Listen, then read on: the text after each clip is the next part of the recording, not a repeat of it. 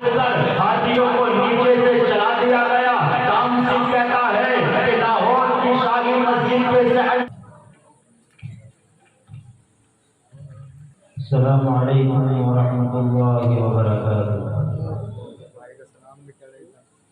الحمد للہ رب العالمین والصلاة والسلام على سید المرسلین وعلى آلہ وأصحابہ اجمعین، اما بعد فاعوذ باللہ من الشیطان الرجیم، بسم اللہ الرحمن الرحیم، انما یخشی اللہ من عباده العلماء ان اللہ عزیز غفور، وقال ان الذین قالوا ربنا اللہ ثم استقاموا تتنزل علیہم الملائکہ، صدق اللہ العظیم۔ جنہیں میں ڈھونڈتا تھا آسمانوں میں زمینوں میں، جنہیں میں ڈھونڈتا تھا آسمانوں میں زمینوں میں، وہ نکلے میرے ظلمت خانائے دل کے مکینوں میں۔ جلا سکتی ہے شمع کشتہ کو موجائے نفس ان کی، جلا سکتی ہے شمع کشتہ کو موجائے نفس ان کی۔ الہی کیا چھپا ہوتا ہے اہل دل کے سینوں میں، نہ پوچھ ان خرقپوشوں کی ارادت ہو تو دیکھ ان کو، نہ پوچھ ان خرقپوشوں کی ارادت ہو تو دیکھ ان کو، یدے بیغال یہ بیٹھے ہیں اپنی آستینوں میں۔ عزت اور احترام کے مستحق اکابر علماء کرام، محبتوں کے مستحق بزرگوں، نوجوانوں، عزیز ساتھیوں اور پیارے دوستوں، آج میں ان یاران باصفا اور شہیدان عشق و وفا، وارثان بلال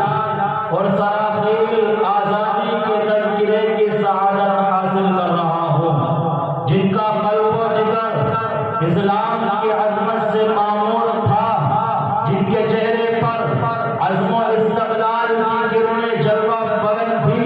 جن کا دل جذبائے جہاد سے سرشار تھا، جنہوں نے اپنی زندگی اسلام کی سربلندی اور اعلاء کلمۃ اللہ کے لیے وقف کر دی، جن کی ایک تاریخ ہے، جن کی ایک داستان ہے، جنہوں نے ہر دور میں اسلام کی آبیاری کی ہے اور اس زمستان اسلام کی طرف بڑھنے والی ہر بات زمون کی راہ میں دیوار آہنی بن کر حائل ہو گئے ہیں۔ حضرات، اس زمستان عالم کا پتا پتا اور گوٹا گوٹا اس بات پر شاہد ہے کہ یہ طبقہ ان اصحاب فکر و نظر اور وارثان قلب و جگر کا طبقہ ہے، جنہوں نے تاریخ کے ہر ناؤ موڑ پر اس امت کی رہنمائی اور تذکیری فرمائی ہے۔ یہ ان یاران باصفا اور شہیدان عشق و وفا کا قافلہ ہے، جنہوں نے ہر دور میں باطل کا مقابلہ کیا ہے۔ جب بھی باطل نے حق کو چیلنج کیا ہے، انہوں نے اس کے چیلنج کو قبول کیا ہے اور سر وقف میدان میں آ نکلے ہیں اور جب تک پوری بے خوفی کے ساتھ باطل کا مقابلہ کیا ہے۔ انہیں نے جانے تو دے دی مگر باطل کو کبھی پیٹ نہ دکھائی، انہوں نے سر کو کٹا دیے مگر پرچم اسلام کو کبھی سرنگو نہ ہونے دیا۔ جب جلال تلوار چمکاتا ہوا میدان میں آگے بڑھتا تو انہوں نے مسکرا کر نظر سے نظر ملائی اور پھر یہ کہتے ہوئے مردانہ وار تلوار کے نیچے سر رکھ دیا، وَلَسْتُ أُبَالِي حِينَ أُقْتَلُ مُسْلِمًا عَلَىٰ أَيِّ شَرْطٍ كَانَ فِي اللَّهِ مَصْرَعِي، یعنی خوشا وقت دے کہ میری موت تیرے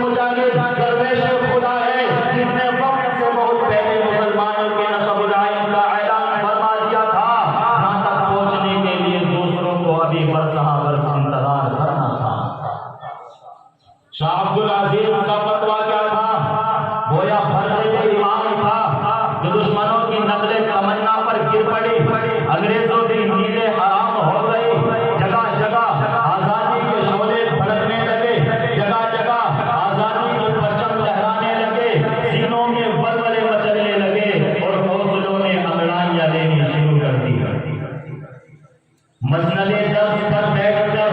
قرآن و حدیث کے درس دینے والے علماء کرام خانقاہوں میں بیٹھ کر اپنے خون و جگر سے شمع اسلام روشن کرنے والے مشائخ نظام اپنے مدرسوں اور خانقاہوں کو چھوڑ کر میدان میں آ گئے اور مرکیوں کے خلاف محاذ بنا کر بے سر و سامانی کے عالم میں نکل پڑے. اور میں اکیلا بھی چلا تھا جانب منزل مگر میں اکیلا بھی چلا تھا جانب منزل مگر راہ رو آتے گئے اور کارواں بنتا گیا کہ نظام بن گیا. حضرات یہ کارواں طویل مسافت طے کرتے ہوئے کس طرح منزل مقصود تک پہنچا یہ ایک لمبی داستان ہے. اس داستان میں امنگیں بھی ہیں اور محرومیات بھی، عزم و عمل کا جوش و خروش بھی ہے اور شکست خوردگی کی بیچارگی اور افسردگی بھی ہے. اس طویل مسافت کو طے کرتے ہوئے ان کے پاؤں مسلسل لہولہان رہتے تھے، مگر اس بزمجنوں کے دیوانوں نے ہمت نہیں ہاری. حادثات و مسائل سے ٹکراتے ہوئے منزل مقصود کی جانب بڑھتے رہے. راستے کی غربت و دوری سے بے فکر، تمانیت قلب و جگر سے مستغنا، حضرات و حافظ کی گرفت سے تباہ منزل مقصود کی تلاش میں کبھی عرب و ترکی کی راہوں پر آتے ہیں تو کبھی روس اور افغان کی بادیاں پیمائی کرتے ہیں تو کبھی مالدہ کی پہاڑیوں پر قیام کرتے ہیں تو کبھی عدالت کے کٹہرے میں کھڑے ہو کر نغمائے آزادی سناتے ہیں تو کبھی پھانسی کے بندوں کو چوم کر منزل کا نشان پوچھتے ہیں تو کبھی ریوالور کی بندوق پر انگلی رکھ دیتے ہیں کہ شاید گولیوں کی سنسناہٹ ہی منزل کا پتہ بتا سکے. غربے کے ان دیوانوں نے ہر راہ سے منزل تک پہنچنے کی کوشش کی ہے اور پہنچ کر ہی دم لیا ہے. تاریخ ہند ہم سے کہتی ہے اس بزمجنوں کے دیوانے ہر راہ سے پہنچے محفل تک، اس بزمجنوں کے دیوانے ہر راہ سے پہنچے محفل تک. بےتابی ان کی عام ہوئی صحرا سے لے کر ساحل تک. ہاں زنگ گرا پر لکھتے ہیں وہ اپنے دل نادا کا حال، ہاں زنگ گرا پر لکھتے ہیں وہ اپنے دل نادا کا حال. شاید کہ تلاش مقتل نے کوئی پوچھے پتھر باطل پر. بہرحال جب اس جنگ میں وسائل کی قلت اور اپنوں کی غداری کی وجہ سے فرنگیوں کا غلبہ ہوا تو وہ سرائے برطانیہ نے اپنے ہندوستانی مشیروں سے رائے طلب کی کہ بتاؤ ہندوستان میں تمہاری حکومت کیسے قائم رہ سکتی ہے. تو ہندوستان میں رہنے والے سب سے بڑے سیاستداں ڈاکٹر ولیم لیون نے جو رپورٹ پیش کی اس میں یہ لکھا ہے کہ ہندوستان میں سب سے زیادہ بیدار مسلمان ہیں اور جنگ آزادی صرف مسلمانوں نے لڑی ہے. مسلمانوں میں جب تک جذبہ جہاد موجود ہے اس وقت تک ہم لوگ تم پر حکومت نہیں کر سکتے، اس لیے کہ جذبہ جہاد کو ختم کرنا ضروری ہے. اور جذبہ جہاد کو ختم کرنے سے پہلے ایک اور چیز کا ختم کرنا ضروری ہے، وہ یہ ہے کہ ہندوستان سے علماء اور قرآن کو ختم کر دیا جائے. چنانچہ سن 1861 میں 3 لاکھ قرآن کریم کے نسخے بدبخت انگریزوں نے چلائے اور اس کے بعد علماء کو ختم کرنے کا فیصلہ کیا. انگریز معرخ مسٹر ایڈورڈ ٹامسن اپنی یادداشت میں لکھتا ہے کہ سن 1864 سے لے کر سن 1867 تک انگریز نے علماء کو ختم کرنے کا فیصلہ کیا اور یہ 3 سال ہندوستان کی تاریخ کے بڑے المناک سال ہیں. ان 3 سالوں میں انگریز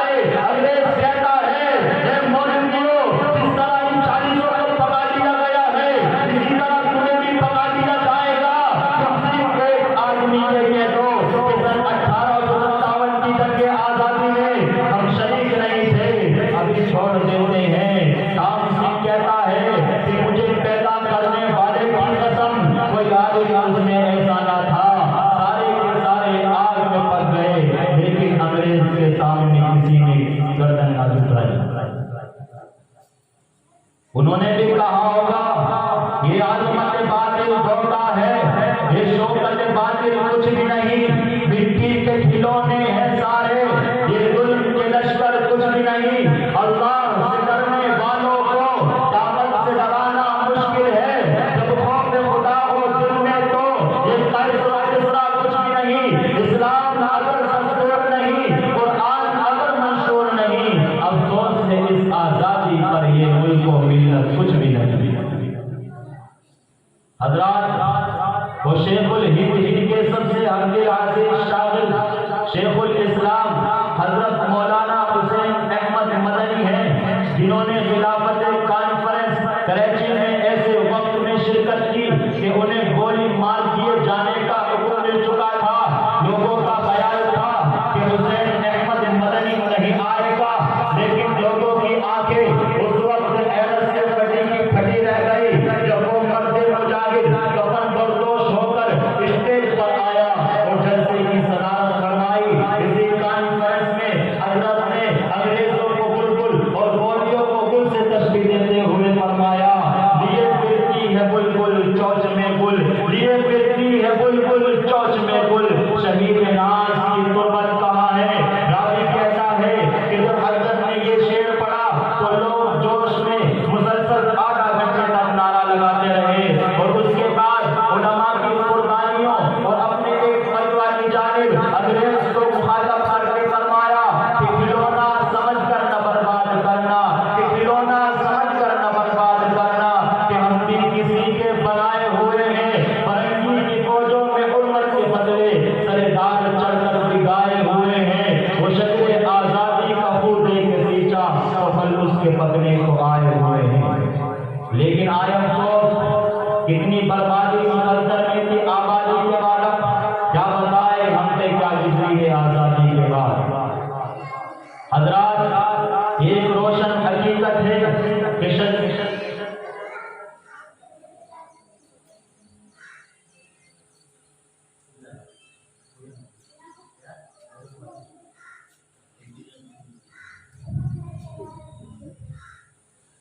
کہ ایک روشن حقیقت ہے کہ شجر آزادی کا